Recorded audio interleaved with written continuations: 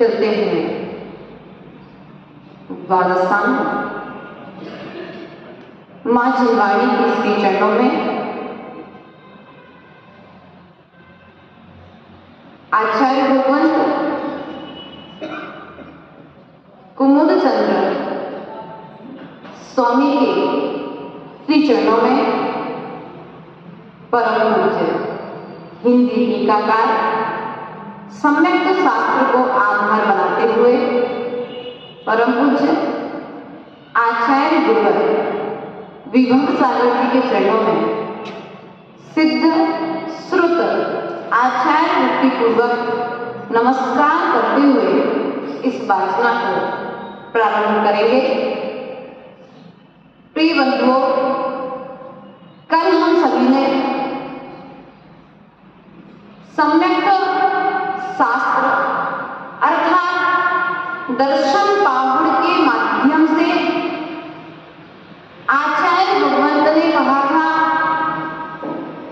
इस संसार में यदि कोई सारभूत वस्तु है तो वह रत्नात्रय, और यह रत्नात्रय मोक्ष महल की प्रथम सीढ़ी है।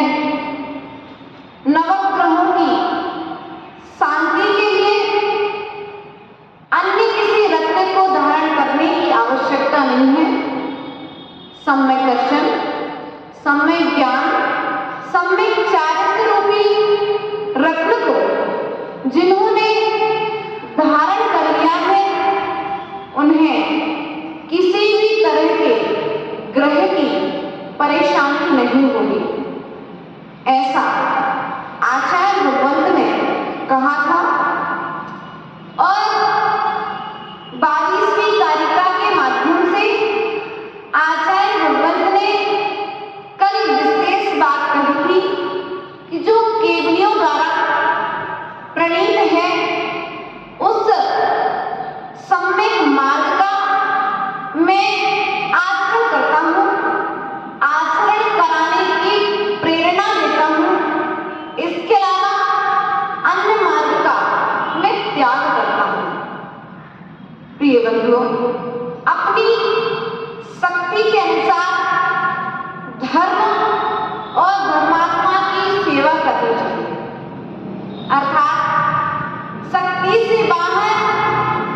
यदि जीव धर्म करेगा तो भी उसका पतन हो सकता है, और शक्ति से कम यदि धर्म कर रहा है तब भी वह अपना पतन कर रहा है।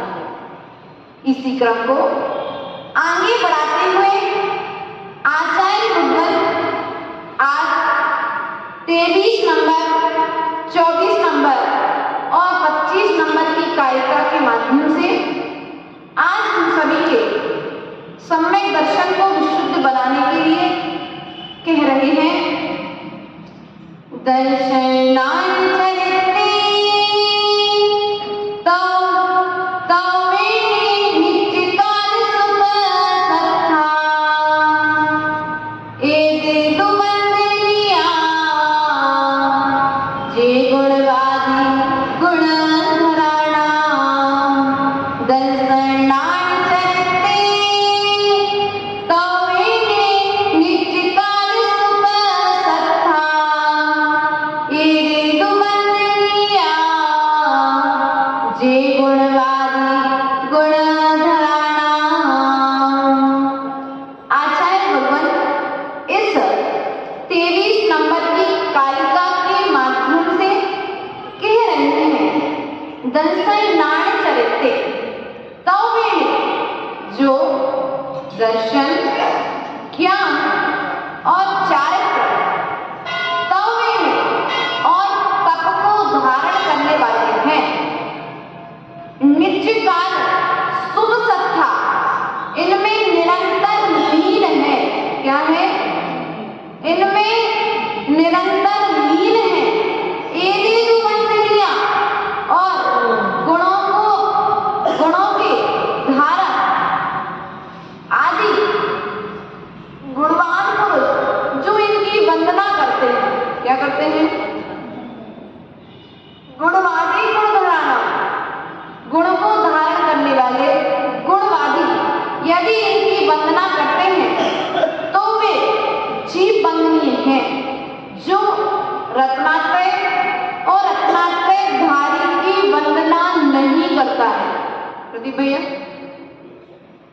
जो रत्नात्रय और रत्नात्रय धारी की वंदना नहीं करता है वह जैन मत के अनुसार वंदनीय नहीं है।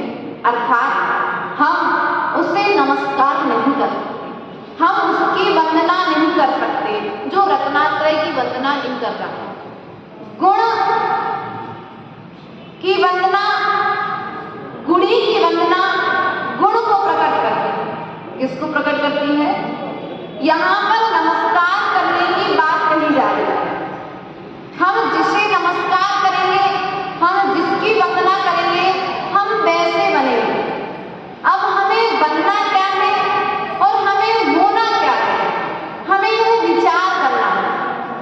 हम किसे नमस्कार कर रहे हैं, हमने यह जाना है कि नहीं जाना है।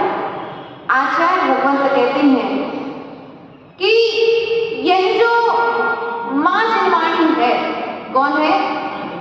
मां जिनवाणी है, यह साक्षात भगवान नहीं है क्या? मां जिनवाणी साक्षात भगवान नहीं है, लेकिन मां जिनवाणी में इतनी शक्ति है, इतनी ताकत है कि वह तुम्हारे अंदर में बैठे भगवान को प्रकट करे।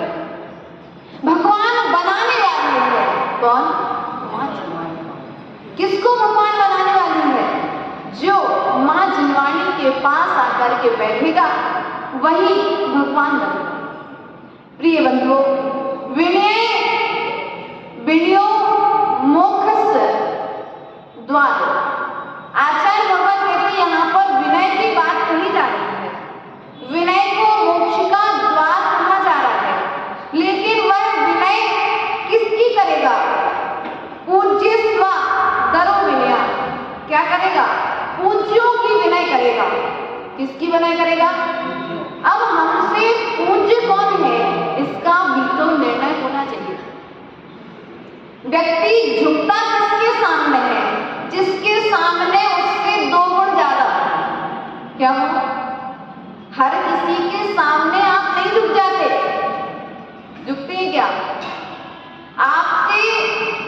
ज्यादा पैसे वाला कोई होगा तो आप उसे विशेष आदर सम्मान करेंगे, लेकिन नॉर्मल व्यक्ति आप सब बराबर हैं। तो अपने से 2 गुण जिसमें ज्यादा है ऐसे पुरुष की वंदना आप सभी करते हैं। जिन्होंने आचरण को धारण कर लिया है ऐसे रत्नात्रय धारियों की आप वंदना करते हैं। जिसके अंदर में गुण होगा वह गुण दिखेगा जरूर। घड़े में यदि जल हो,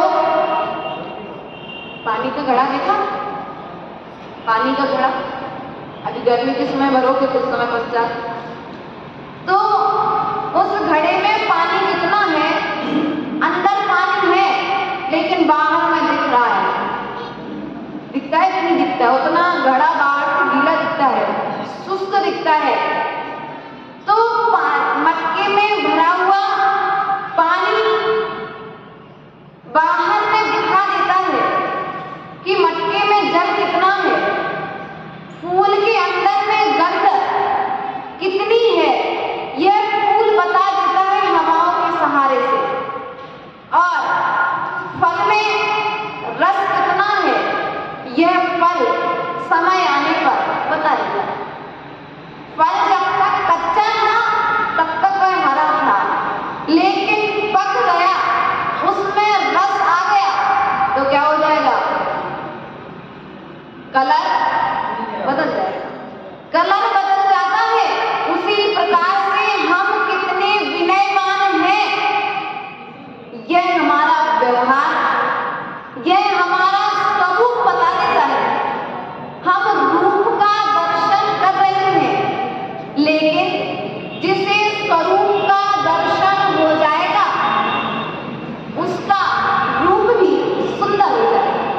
क्या हो जाएगा, उसका रूप भी सुंदर हो जाएगा। आचार्य भगवान कहते हैं वही राजा सैनिक, कौन, राजा सैनिक मुनिराज के चरणों में पहुंचा, विनय नहीं की तो नरक का बंध कर लिया। अहंकार टकरा रहा था, क्या टकरा रहा था, अहंकार टकरा रहा था, कसाई टकरा रही थी, मुझसे श्रेष्ठ नहीं है। हमने जिसे श्रेष्ठ मान करके रखा है, क्या वही भी श्रेष्ठ है कि दूसरा भी श्रेष्ठ है? हमने कभी दूसरे को देखा कि नहीं देखा, हमने एक को श्रेष्ठ मान लिया और सबको हीन मान लिया। यह तो रत्नात्रय की विराधना हुई।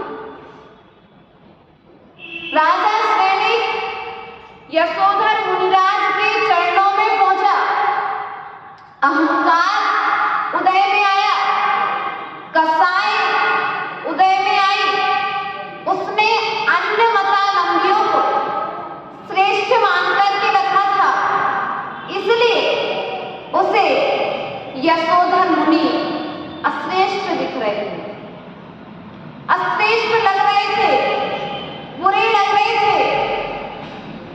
लेकिन जब उसी राजा सैनिक ने दिगंबर मुनिराज के लिए पुनः श्रद्धा पूर्वक निहारा तो उसे दुनिया में उनसे श्रेष्ठ कोई नहीं दिखा। वंदना नहीं की तो नरक का बंध कर लिया, और वंदना कर ली तो तीर्थंकर प्रगति का बंध कर लिया। मात्र वंदना में देखिए, हम 3 कम 9 करोड़ मुनिराज का अर्घ चढ़ाते हैं प्राय करके, जिन्हें हमने नहीं देखा, जिन्हें हमने नहीं जाना, मात्र मां जिनवाणी ने कह दिया कि इतने होते हैं। कभी कम ज्यादा भी होते हैं, लेकिन एक प्रमाण के अधिक से अधिक इतने हो सकते हैं, उस अपेक्षा से हमने अर्घ चढ़ा दिया। किन भावना से कि आपके नमस्कार करने से आपने रत्नात्रय को धारण किया है, इसलिए हम आपकी यहाँ से वंदना शांति की कामना करते हैं, उसी प्रकार से 3.9 करोड़ मुनिराजों की वंदना करते हैं। 3.9 करोड़ मुनिराज बोलते समय किसी भी तरह का भेदभाव में, तो हमारे दरवाजे पर रत्नात्रय को धारण करने वाले मुनिराज आरिका, शुल्लक, शुल्लिका, आचार्य, ब्रह्मचारिणी यदि आ जाए तो हम क्या करें? यदि हम उनकी वंदना कर रहे हैं तो हम भी एक दिन वंदनीय बन जाएंगे, और यदि हम उनकी निंदा कर रहे हैं तो हम निंदनीय बन जाएंगे। विचार करें, वंदना करने से वंदनीय बन जाते हैं और निंदा करने से निंदनीय बन जाते हैं। वही राजा श्रेणिक जब भगवान महावीर स्वामी के समोसरण में पहुंचा तो 1 नहीं, 2 नहीं, 3 नहीं, 4 नहीं, 60,000 प्रश्न किए। कितने प्रश्न? 60,000। कितने प्रश्न?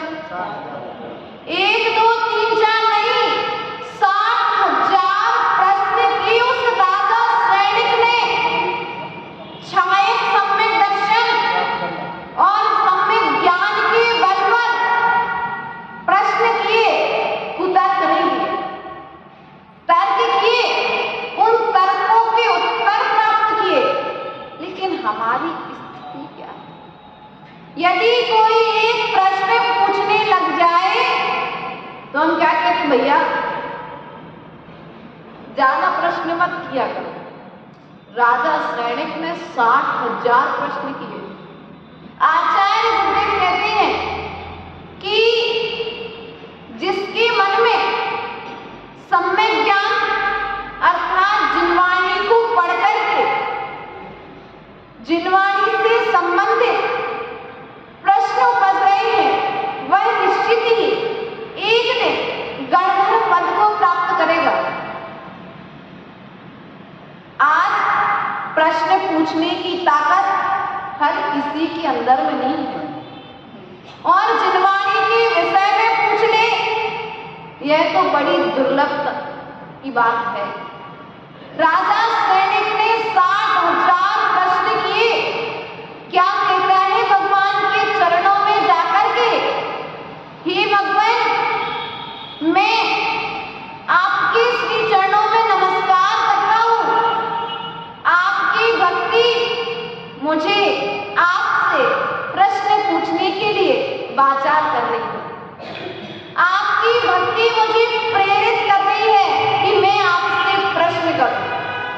जब हम अपने से श्रेष्ठ किसी को मानेंगे तब तो हम उनसे कुछ पूछ पाएंगे, और यदि हम श्रेष्ठ नहीं मानेंगे, हमें जो आता है हम उसी को ही सही मानते रहेंगे, तो आचार्य भगवान तो कहते हैं हमारे विकास के द्वार हमने अपने हाथ से बंद करके रखा। संदीप भैया, आप कल्याण मंदिर गलत पढ़ रहे हैं और हमने बता दिया कि भैया ये गलत है। आपने कहा नहीं, वो तो सही है। आपने क्या किया? अपने हाथ से अपना विकास करवा। राजा श्रेणिक ने 60,000 प्रश्न किए, और उन 60,000 प्रश्नों के उत्तर भगवान महावीर स्वामी ने गौतम गणधर ने प्रदान किए। विचार करें, किसके साथ में किए? विनय के साथ में किए। किसके साथ में करें? विनय के साथ में किए हैं, श्रद्धा के साथ में किए हैं, विश्वास के साथ में किए हैं। हमने जिसे श्रेष्ठ माना है उससे किए हैं। हर किसी के पास भी प्रश्न करने की भावना नहीं होती, हर किसी के पास बैठ कर के सीखने की भावना नहीं होती। हम जिसे श्रेष्ठ मानते हैं हम उसके पास बैठते हैं, हम जिसे श्रेष्ठ मानते हैं जिसकी बात को हम मानते हैं, जिसे हम श्रेष्ठ मानते हैं, उसकी कही हुई बात का हम आचरण करते हैं। यदि आप श्रेष्ठ मानते हैं मां जुनवानी को, यदि आप श्रेष्ठ मानते हैं दिगंबर गुरुओं को, तो आप मां जुनवानी के द्वारा कहे हुए मार्ग का अपनी शक्ति के अनुसार, किसके अनुसार? अपनी शक्ति के अनुसार आचरण करने का प्रयास और पुरुषार्थ करेंगे। हमने यदि एक को श्रेष्ठ मान लिया है और सामने वाला कितना भी श्रेष्ठ काम करे, जैसा माता जी बता रही थी ना कि हमने जैसा चश्मा लगा लिया है, धर्मचंद जी, हमने जिस रंग का चश्मा लगा लिया है, बाहर की वस्तु हमें वैसी ही दिखेगी। उसी तरह से हमने जिस व्यक्ति के प्रति जैसी धारणा बना ली है, हमें वो व्यक्ति वैसा ही दिखेगा। अब वो कितना भी अच्छा काम करे, लेकिन हमें वह व्यक्ति, हमने जैसा अनुभव कर लिया है, अपने ज्ञान में जैसी धारणा उसके प्रति डाली है, वो व्यक्ति हमें वैसा ही दिखेगा।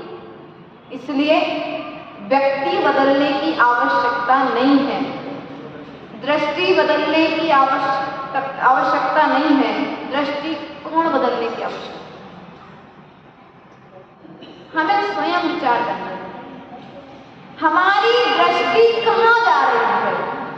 हमारी दृष्टि दोषों की ओर है कि गुणों की ओर? बात समझ में आ रही कि नहीं आ रही? हम संसार में हैं, लेकिन यदि संसार में होते हुए भी सम्यक दर्शन के साथ में हैं, तो फिर भी तुम्हारा कुछ कल्याण हो सकता है। सम्यक दर्शन के लिए ज्ञान की नाव चारित्र्य के पानी में तैरने के लिए श्रद्धांत की आवश्यकता है। श्रद्धांत का नाविक जब तक उस ज्ञान की नाव पर चारित्र्य के जल में नहीं तैरेगा, नहीं उस नाव को चलाएगा, तब तक वह एक किनारे से दूसरे किनारे की ओर नहीं जा सकता। जा सकता है क्या? खेवटिया है कौन? सम्यक दर्शन। कौन है खेवटिया? हमने सम्यक दर्शन को धारण किया कि नहीं किया है? आचार्य ब्रह्मन गुरुदेव विराट सागर जी अर्थात दादा गुरु जी प्राय करके कहते थे कि यदि तुम उठना चाहते हो, क्या चाहते हो? यदि तुम उठना चाहते हो तो झुक जाओ। क्या करो? झुक जाओ। थोड़ा तुम झुक जाओ, एक बार तुम झुक जाओ, सामने वाला जिंदगी भर तुम्हारे लिए झुकेगा। लेकिन कहाँ झुको? दर्शन ज्ञान चारित्र्य। कहाँ झुकना है? घास देखी, घास, घास ग्रीन कलर की अभी हो रही सब जगह। बांस भी देखा, बांस और घास में अंतर होता है। घास 4 इंच की होती है, पानी आता है, खेतों में पानी लगातार भर जाता है। जैसे तेज हवा, पानी बढ़ता है, घास झुक जाती है। क्या करती है? घास झुक जाती है। जब माहौल हमारे प्रतिकूल चल रहा हो, सब हमारे विरोध में खड़े हो, सब हमें गाली देने तैयार हो, उस समय तो नम्र हो जाओ, उस समय तो झुक जाओ, क्योंकि तुम्हारा झुकना तुम्हारे लिए भरने की कला को प्रदान करेगा। घास झुकती है तो तूफान जाने के बाद पुनः खड़ी हो जाती है, लेकिन बांस झुकता नहीं है। बांस झुकता नहीं है, इसलिए उस आंधी हमने पूर्व में सुना है भैया क्या जल्दी, हमने पूर्व से सुना है और पूर्व से जाना है कि झुकना तो मनुष्य की पहचान है, अकड़ना तो मुर्दे की पहचान। जो झुकता है वह मनुष्य है और जो झुक नहीं रहा है वह मुर्दा है। जीवित होते हुए भी किसके सामने झुकने की बात कह रहे हैं? समय, दर्शन, ज्ञान और चारित्र। हम अपने अहंकार को लेकर के बैठे हैं, हम अपने मान को लेकर के बैठे हैं। जिनके चरणों में झुकना चाहिए उनके चरणों में झुक नहीं रहे हैं और जहां नहीं झुकना चाहिए वहां जाकर के झुक रहे हैं। तो क्या होगा हमारे साथ? हमारी मति बिगड़ी हुई है, इसलिए हमारी गति भी बिगड़ने वाली है।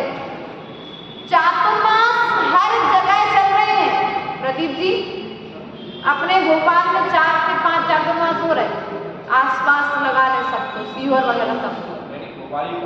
भोपाल में 4 से 5 चातुर्मास हो रहे हैं, लेकिन जितने श्रावक अपने भानपुर में आ रहे हैं क्या उतने श्रावक हर जगह पहुंच पा रहे क्या? प्राय कैसे विचार करते हैं? आप लोग जितना लाभ उठा पा रहे उतना लाभ सब लोग उठा पा रहे क्या? विचार करना है। हम श्रद्धा से भरे हुए हैं, कहीं चारित्र की चर्चा हो रही है, कहीं ज्ञान की चर्चा हो रही है, लेकिन यहाँ पर दोनों को आधार बनाते हुए मात्र श्रद्धान की चर्चा हो रही है। और श्रद्धान जिस जीव का संभल गया उसका जीवन संभल गया। जैसे अपाहिज व्यक्ति के लिए वो क्या बोलते, टेक नहीं देते ना, वैसा सहारा होती है। उसी प्रकार से इस संसार समुद्र से हम मिथ्यात्व के कारण अनादि काल से भटक रहे हैं और उस भटकन को मिटाने के लिए हमारे लिए यदि दर्शन और ज्ञान की बैसाखी मिल जाए तो निश्चित ही हम अपने चारित्र के लक्ष्य तक पहुंच जाएंगे। हमें जाना कहाँ है?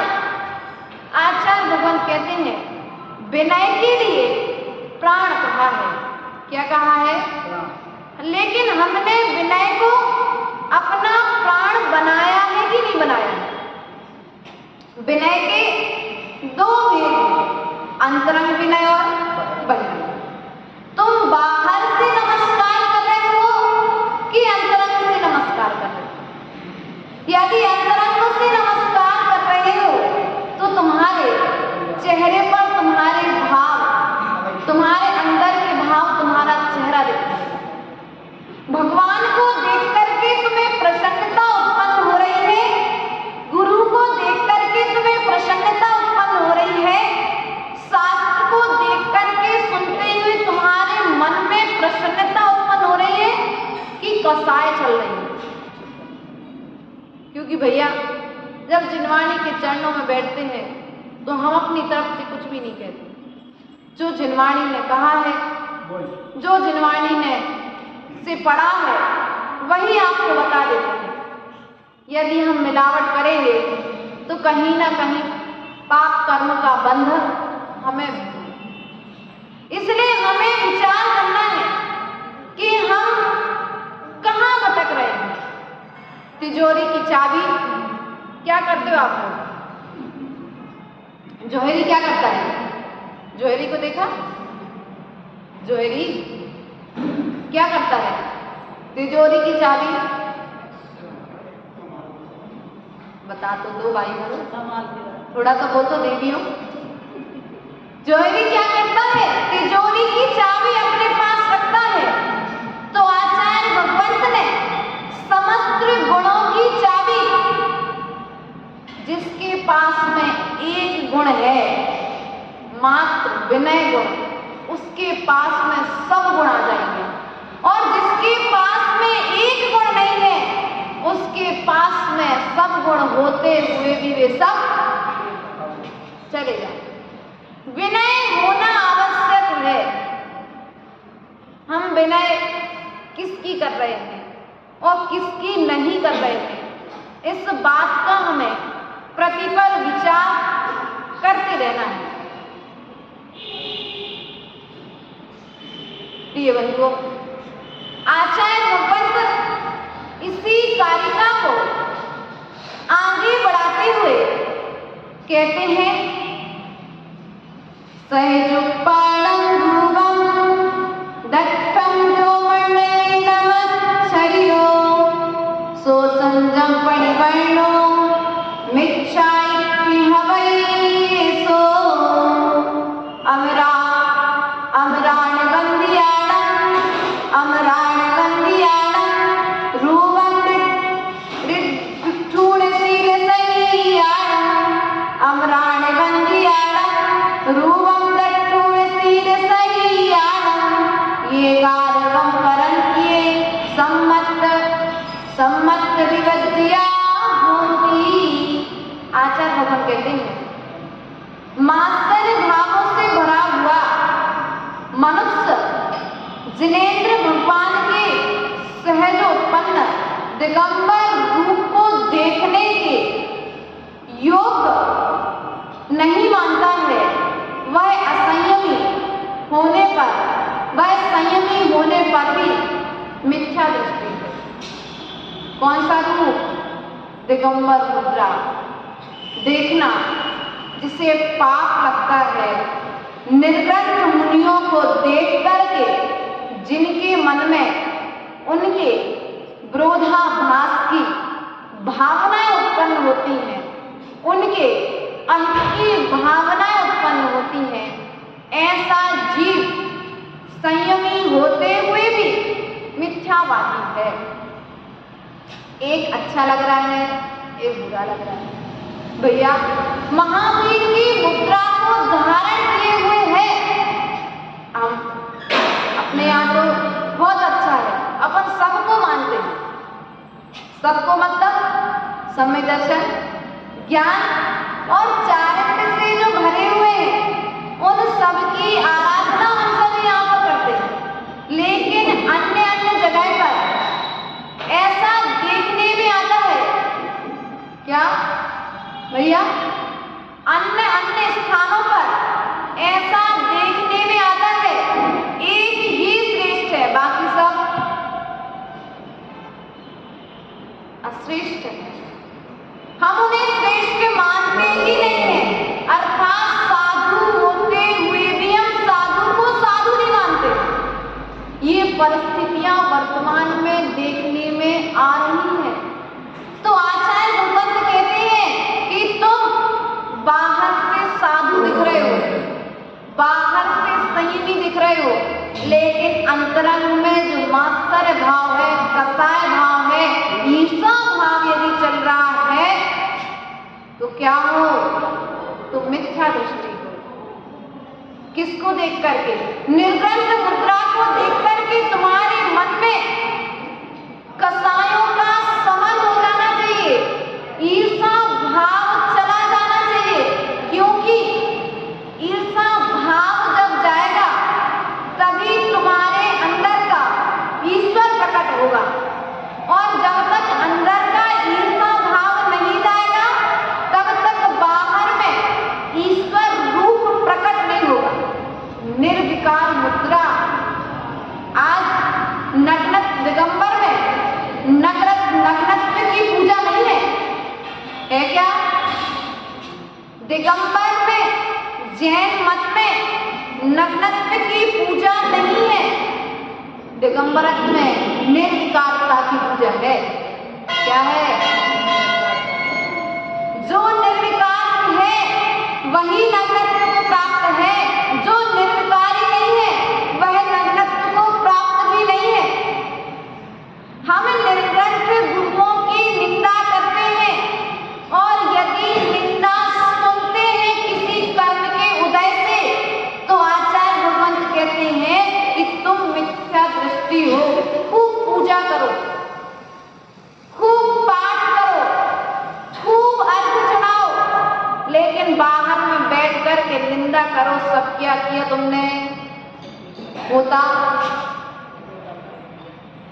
सब फेंक दिया, जितना सब किया तो सब पर, क्योंकि जितना कर्म तुमने निंदा करके बंद कर लिया है, क्योंकि मिथ्यात्व एक ऐसा है जो तुम्हारे लिए सही नहीं देखने देता है।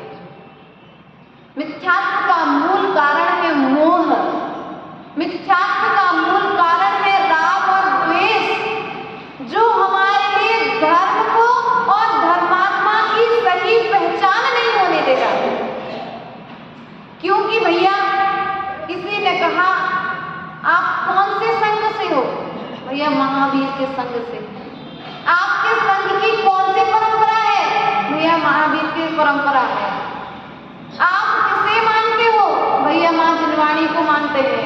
इसके अलावा भारतवर्ष में दिगंबर जितने साधु हैं, किसी दूसरे को मानते हैं क्या? किसी दूसरे को नमस्कार करते हैं क्या? उनके गुणस्थानों में कोई कमी है क्या? क्या करते हैं?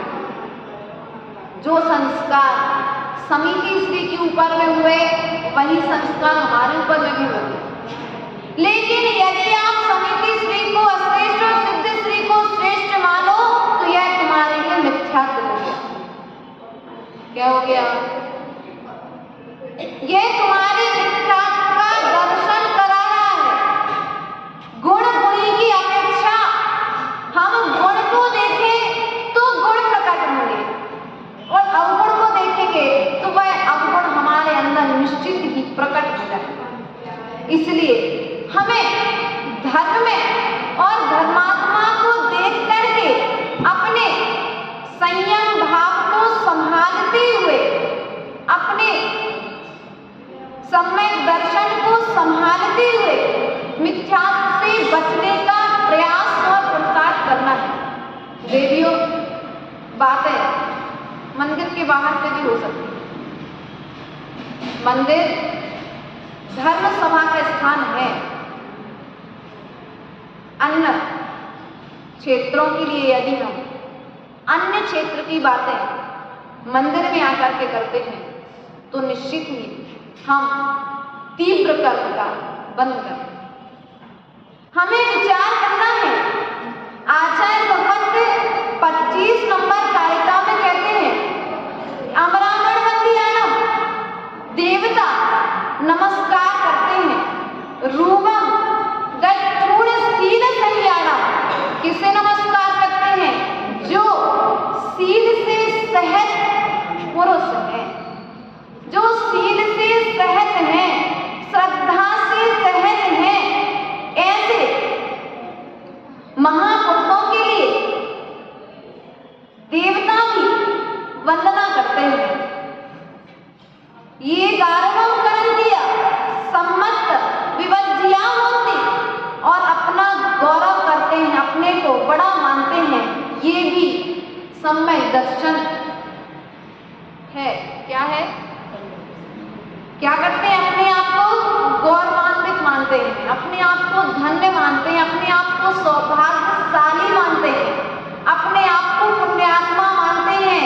राजा सैनिक भगवान के चरणों में पहुंचा तो अपने आप को कृत्य मान रहा है, खुश हो रहा है कि भगवान मेरे ना जाने कौन से पुण्य कर्म का उदय आया, जिसके कारण मुझे आज आपका दर्शन हुआ है। क्या हुआ है? और यदि हम भगवान के चरणों में आकर के अपने आप के लिए सौभाग्यशाली नहीं मानते हैं, धन्य धन्य नहीं मानते हैं, अपने आप को कृत्य महसूस नहीं करते हैं, तो आचार्य भगवत कहते हैं अभी मिथ्यात्व का उदय चल रहा है। क्या चल रहा है? जैसे अपने पोते को देख करके प्रसन्नता होती है, भैया अपने पोते को देख करके जिस प्रकार से मन में प्रसन्नता उत्पन्न होती है, तीन लोक के नाथ को देख करके प्रसन्नता होती कि नहीं होती? सम्यक दर्शन ज्ञान का चारित्र पालन करने वाले निर्गत गुरुओं को देख करके प्रसन्नता उत्पन्न होती कि नहीं होती? यदि प्रसन्नता उत्पन्न नहीं हो रही है तो क्या होगा? अभी मिथ्यात्व तुम्हारे अंदर में चल रहा है। हमें मिथ्यात्व का निराकरण करना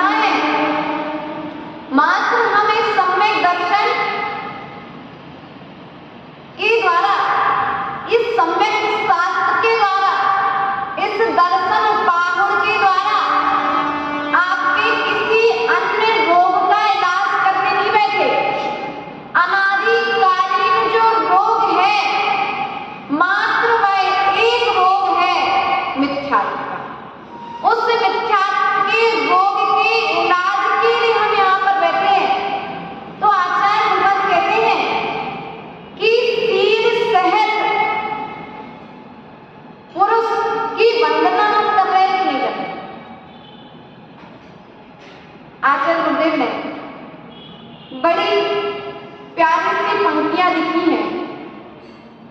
सील सहित नहीं मरता है, सील रहित मरता, धैर्य सहित नर भी मरता है, धैर्य सहित मरता। सील सहित हो, धैर्य सहित हो, वह समाधि वही लो, मेरा अंतिम मरण समाधि तेरे। सील सहत के लिए भी मरना है और सील रहत के लिए भी मरना है। भैया मरण निश्चित है कि नहीं है? आपका मरण भी निश्चित है और हमारा मरण भी। जब मरण निश्चित है तो कुछ करके मरो, क्या बुराई करके मरो, लड़ाई करके मरो, जितनी पुरानी बुराइयां थी तो समाप्त करके मरो, ऐसा तो नहीं है। नहीं, कुछ संयम व्रत संयम धारण करके मरो। मरना तो है, जिसने धैर्य को धारण किया है उस जीव का भी मरण होना है, और जिसने धैर्य को धारण नहीं किया है उसका भी मरण होना है। तो हमें विचार करना है, हमें अपनी बुद्धि को किस ओर लेकर के जाना है। यदि हमें मरना ही है तो भगवान से निवेदन करो कि भगवान ऐसी शक्ति दो, ऐसी ताकत दो कि आपके जैसे व्रतों का आचरण हम कर सके। क्या कर सके? आपके इस मार्ग पर हम चल सके। जब नैनीनाथ भगवान का समूसरण लगा, क्या हुआ? भगवान नैनीनाथ स्वामी का समूसरण लगा तो कृष्ण ने क्या किया? कृष्ण ने क्या किया? अपनी समस्त रानियों से, समस्त प्रजाजन से कह दिया कि इस समूसरण में जो भी दीक्षा लेना चाहे वह क्या करे? दीक्षा को धारण कर ले, अर्थात अपना कल्याण करे। लेकिन हमारी स्थितियां बिल्कुल विपरीत है कि नहीं है? हमारी स्थिति यहाँ बिल्कुल अपोजिट है। यदि कोई संसार में जा रहा है तो हम कहेंगे भैया बहुत अच्छा किया तुमने। लेकिन यदि कोई तीर्थंकर के मार्ग पर बढ़ने का प्रयास और पुरुषार्थ करता है तो हम क्या कर देंगे? भैया विचार कर लो, देख लो, सोच लो, समझ लो। आसान नहीं है। क्या है? आसान नहीं है।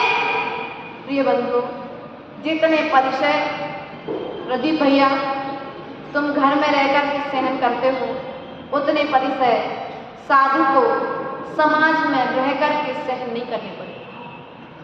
सहन इसलिए नहीं करने पड़ते क्योंकि साधुता का पहला लक्षण है समता। क्या है? जिसके पास में समता है वह साधु है, और जिसके पास में समता नहीं है वह साधु भी नहीं है, ऐसा ग्रंथकार ने कहा। इसलिए यदि तुम मोक्ष मार्ग पर बढ़ने वाले की अनुमोदना करते हो तो आप अपने लिए मोक्ष मार्ग खोल रहे हो। आप यह कह सकते हैं बड़ा सौभाग्य है ज्ञानचंद जी तुम्हारा कि तुम सभा में आए, बड़ा सौभाग्य है तुम्हारा कि तुम्हारे व्रत लेने के भाव हुए। धर्मचंद जी ने प्रतिमा लेने का सोचा, संतोष जी मिल गए, बोले भैया भी रुक जाओ, बच्चों की शादी हो जाने दो। क्या हो गया? अब सामने वाला चारित्र धारण नहीं कर पा रहा है, संतोष जी फ्री फोकट में कर्म का बंधन करता, वो धारण करता, वो अत्याचार लगाता, वो अपने हिसाब से पालन करता, गुरु और उसके बीच की बात रहती। लेकिन संतोष जी हमने क्या किया? ऐसे संतोष जी बहुत है, मतलब एक का नाम ले दिया तो इनमें ऐसा हुआ नहीं है, नहीं तो सब लोग उनको बेचारे को परेशान करने बाहर निकलने की। एक उदाहरण दे रहे, यदि कोई प्रतिमा लेने का व्रत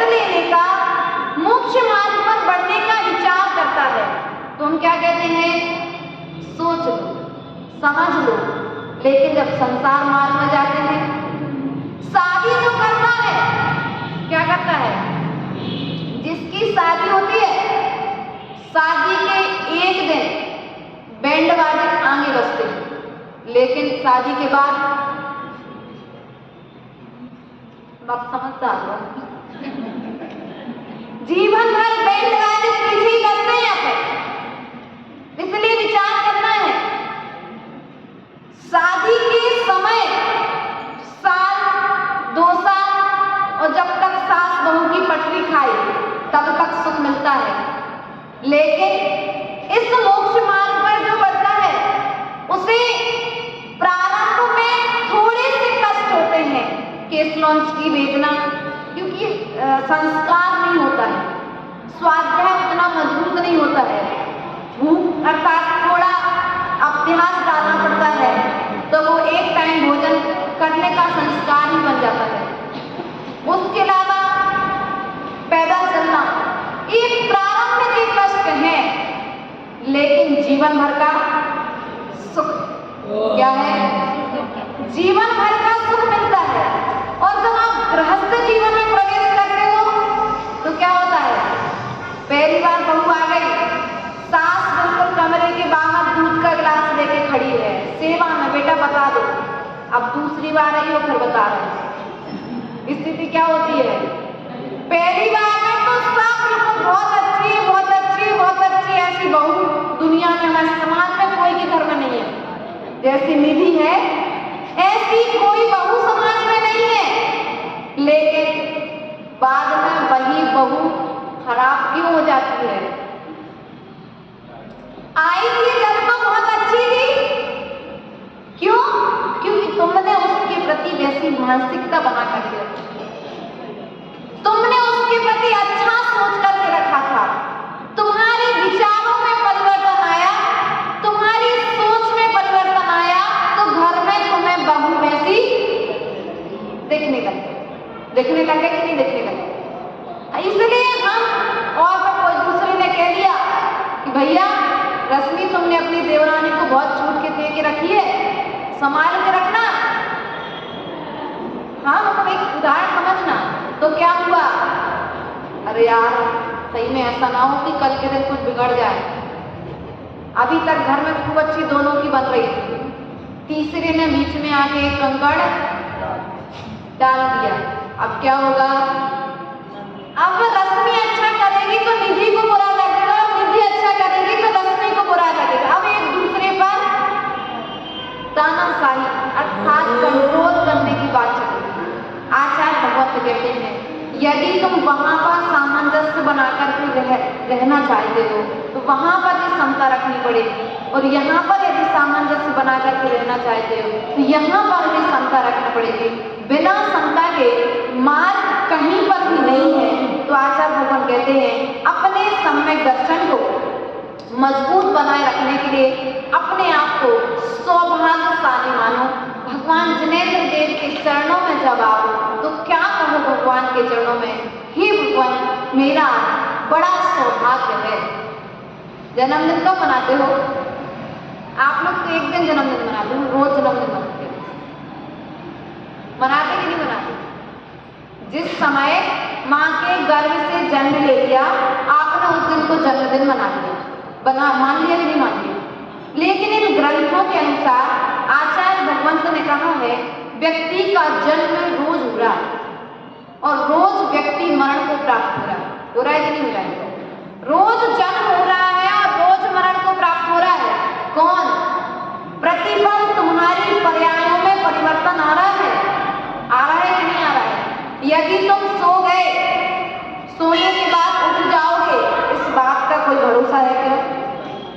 है कि नहीं है? हो किसी को? नहीं। जब आपको इस बात का भरोसा नहीं है कि सुबह का सूरज देखने मिलेगा कि नहीं मिलेगा, तो आचार्य भगवान के व्रत नियम संयम को धारण करने क्यों समझना? अपने शरीर श्रद्धानुमान जितनी बात का तुम्हें भेद विज्ञान हो जाए, जहां देह अपनी नहीं तहां अपना घर संपत्ति पर है परिजन, इस बात पर यदि श्रद्धा हो जाए तो निश्चित ही हम सम्यक दृष्टि कहलाएंगे, वरना संसार में अनादिकाल से भटकते हुए आए हैं और भटकते ही रह जाएंगे। इसलिए हमारे लिए अपने सम्यक दर्शन को मजबूत करने के लिए रूपसी और रुपया से बचना है, परिग्रह और परिचय से बचना है, तभी हमारा सम्यक दर्शन मजबूत होगा। इन्हीं भावनाओं के साथ परम पूज्य आचार्य गुरुवर ईश्वर विभव सागर जी महाराज